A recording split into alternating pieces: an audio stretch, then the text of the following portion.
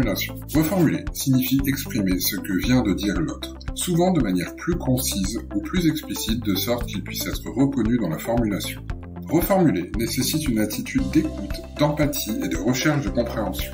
Mais comprendre attentivement ne signifie pas forcément accepter ou être d'accord avec l'autre. Il existe de nombreux buts pour la reformulation. Montrer à votre interlocuteur que vous l'avez bien compris, faire avancer une discussion. Une fois que le message est bien compris, on demande à la personne qui parle de continuer à parler. Créer un environnement d'écoute positif.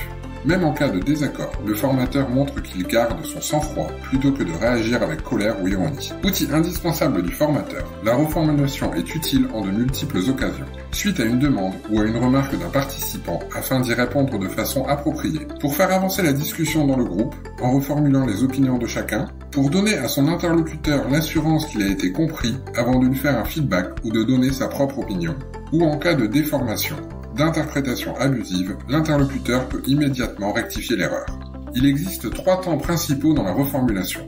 Montrer que l'on va reformuler, si j'ai bien compris, en d'autres termes, reformuler, et vérifier que la reformulation correspond bien à ce que l'autre voulait dire. Est-ce bien cela? Sommes-nous d'accord? La reformulation implique plus que la simple répétition. Il est nécessaire que l'interlocuteur puisse identifier ce qui est reformulé. La reformulation peut inclure des phrases, des sous-entendus ou des expressions corporelles telles que les postures ou les mimiques. Et vous, comment réalisez-vous vos reformulations ?